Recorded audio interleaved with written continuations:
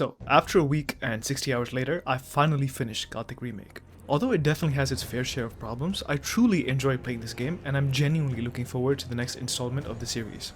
Now, with that being said, I think that the game is being slightly overrated under the marketing of modern games are too scared to do this, or they just don't make games like this anymore. It has some severe problems for 2026 gaming standards that's all being swept under the rug with this old school nostalgia boom. Honestly, aside from its superior combat, Gothic Remake is largely just a budget version of Kingdom Come Deliverance, and it becomes so hard to ignore after a while. So, in this video, we're going to cut through all the BS and review Gothic Remake from an objective, numerical standpoint, and figure out just how good it is and where I think people are overselling it completely. Before that, I wanted to give you guys a quick rundown of how I rate games since it's a bit different from everyone else. I'll be judging the game on 4 categories: narrative, sensory, game design, and finally subjectivity. Under the narrative portion, we'll have plot, characters, voice acting. Under sensory, we'll have visuals and then sound.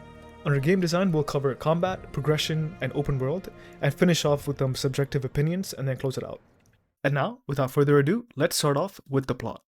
The world of Gothic takes place in a fantasy land where the king has forced prisoners to mine magical ore to power his army for the war against the orcs. The magical barrier that was supposed to be keeping the prisoners glitched out, so everyone's trapped inside while being able to get in, but not out, which is awfully convenient. I thought the premise was decently good, especially when you add in that you don't know who the hell you're playing as, and you have to explore this harsh and unforgiving world and find out who you are and what's going on here. The best thing about the plot is the general pacing of the narrative. The game is broken down into 6 chapters as our hero goes from being yeeted into the colony to slowly scaling up, navigating through the colony's faction struggles, and eventually confronting the reason they're all stuck in here in the first place. The plot moves pretty quickly, and that's something I really appreciated. However, that's about all I appreciated.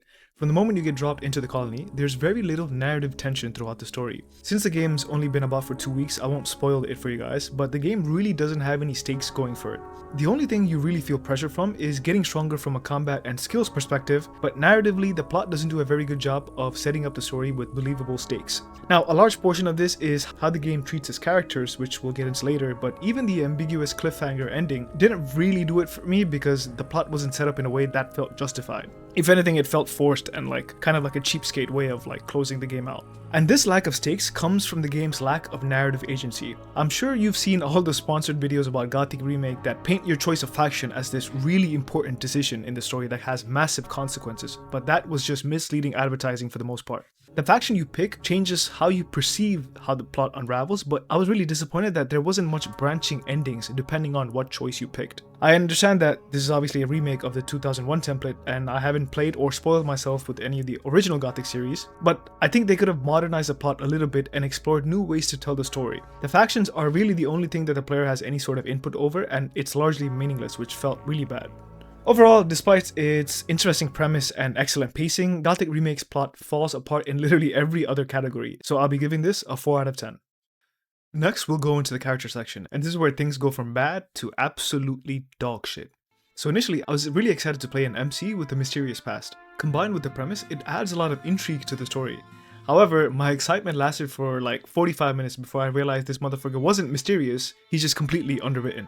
There's no rhyme or reason to having him have no backstory as far as I can tell from the first game. There's nothing about him that's revealed through the plot that adds interesting flavor to the experience either. He's just a cardboard character model that you move around with your joystick and use to talk to NPCs with. He's honestly, guys, just another NPC. Only difference is you can control this motherfucker. All in all, I literally think he has to be the worst MC I have ever played as in all of my years gaming. There's so many little side characters that have a more compelling characterization than him, and it really hollows out the gaming experience. It would have been more fun if he was like a mute MC from the Souls games or something, but the fact that he has actual dialogue that doesn't even have a shred of personality makes it even worse. Because of this shit MC, the majority of the character development and the soul of the game is carried by the side characters. Since I was forced into the Swamp Root because the new camp quest route just glitched out on me, I would say Cor Colom, one of the monks, and probably Milton had the most compelling transformations as things were descending into madness. But even then, I think there's only a few precious characters that were written in a way that felt like actual people. The vast majority, including our dumbass MC, are all just NPCs just drifting through the plot. I was fucking shell-shocked because I didn't think we'd get a game in 2026 with this garbage level of writing. Maybe this shit flew in 2001, but there's absolutely no excuse in this modern age to create a game that's only focused on transforming the combat but not the characters. I can't believe I have to reiterate this, but that's such an outdated model. If you're going to remake the fucking game, you have to include dialogue and quest designs that actually develop characters and give players that immersive experience.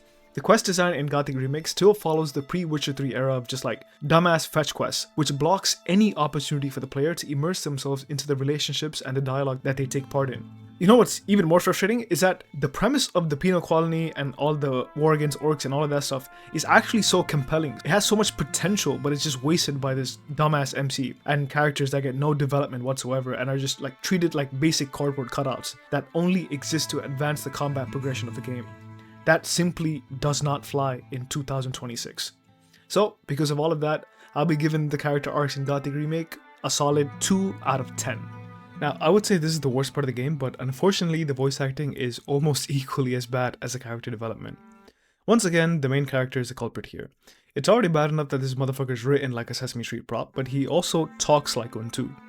Throughout the whole game, I was racking my brain trying to figure out how someone can be this bad at voice acting. Now granted, the writing doesn't give him much room to work with, but goddamn is he completely hollow in his delivery. He basically has no compelling reaction to anything that goes on in the story, and just like his characterization, his voice acting is completely empty and devoid of any soul. Fortunately, the side characters do a little bit of work here. Characters like Xandris, Milton, Korkolom, and some of the old camp crew had fairly decent voice acting in my first playthrough.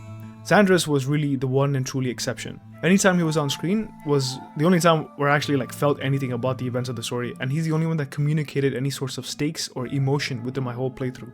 On a completely different point, I also didn't like how they exclusively used American and British actors. This is not me trying to be woke here, but the cast of characters in Gothic Remake is actually quite diverse, so I would have liked to see other nationalities represented here as well because it would have given a nice immersive twist to the playing experience.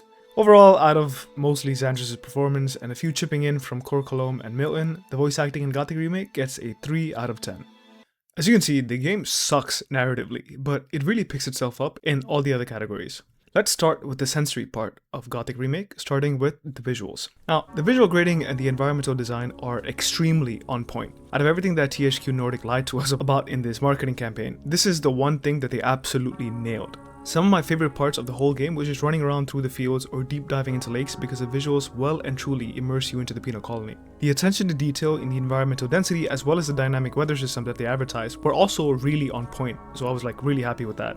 I also really liked the designs of the monsters and the weapons as well. I thought the armor designs for the new camp and the old camp were done well, but of course I got stuck with the shittiest armor possible with the swamp camp. The combat animations, specifically the spell VFX, were also done mostly well and added to the immersion. If I could nitpick anything about this game is that I didn't really like the lack of character customization in this game. Most of the time I wouldn't really give a flying fuck about character customization, but since the writing and voice acting for the main character was so dogshit, it actually pissed me off more that there isn't any way to inject some personality into this motherfucker. I really just got handed a blonde twink with a man bun that has the personality of drawing paint and was asked to play the game with it. That's so fucking frustrating.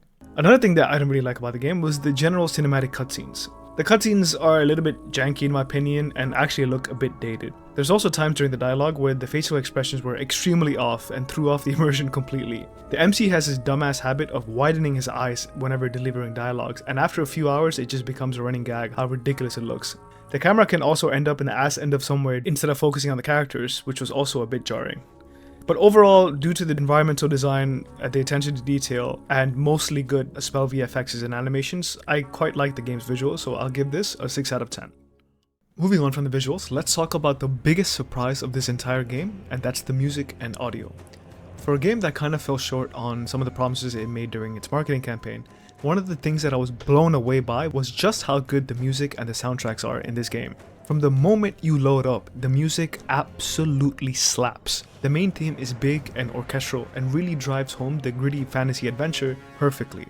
The atmospheric scoring while exploring was also done very well, and I was really happy to see that different biomes and settlements had their own unique soundtracks to them, which was a really nice touch. Just from the soundtracks alone, you get a feel for what each biome or settlement has in store. The old camp soundtrack reflects its brutal structure and hierarchy, the new camp has more of this anarchist rogue outlook, and the swamp camp really sounds like you walked into a bunch of shaman hippie monks who are high off their own weed.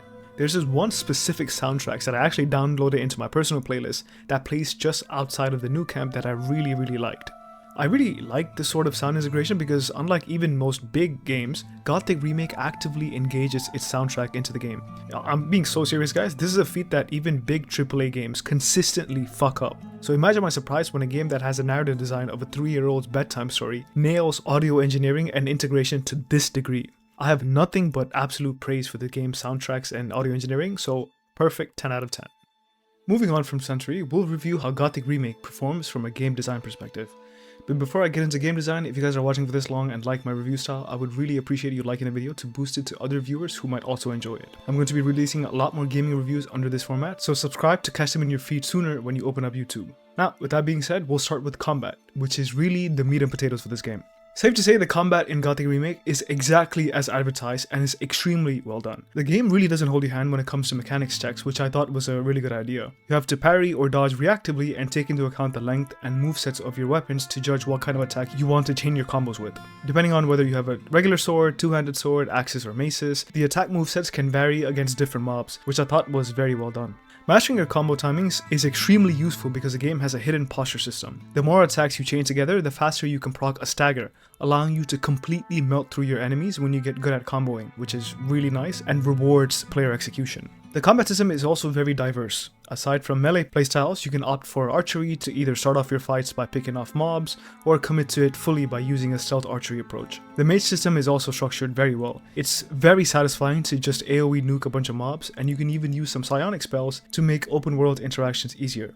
Unlike its shit narrative agency, Gothic Remake really does give you a lot of combat agency to experiment with different styles, especially when you factor in your faction choice, which unlocks unique circles of magic as well as supporting certain styles. One thing I really like about Gothic combat is that the diversity doesn't just extend to you but to the mobs as well. I was scared that all the mobs were gonna have the same attack animation like The Witcher 3, but I was glad to be proven wrong. The attack patterns are unique to every single mob, so your timings as well as your weapon reach play a role in how you're able to interact with them. The only problem I had with the combat in Gothic Remake, and I kinda hate I had to take a point for this, is the boss fights. It's not necessarily they were bad per se, but I thought they were a bit formulaic. I feel like that the boss movesets were very limited, so once you figure out how to stay within melee range and not back off and risk eating overpowered range attacks, you could slowly and reliably whittle down the bosses while they kept spamming the same moves over and over again. This was the only time where I felt like the bosses could have used a little bit more diversity and have different movesets that I had to memorize, so it would have increased the stakes or the sense of accomplishment I felt after beating them. So all in all, guys, the combat is excellent. I just have to take one single point off for how easy and formulaic the boss fights were, so I'm going to give this a 9 out of 10. Moving on from the combat, let's also cover the progression and systems. Now, suffice to say that the progression was the cornerstone of all the hype surrounding this game. It was supposed to be brutally difficult at the start to force the player to have to adapt and earn their stats and skill progressions. And for the most part, the game does a very good job of that.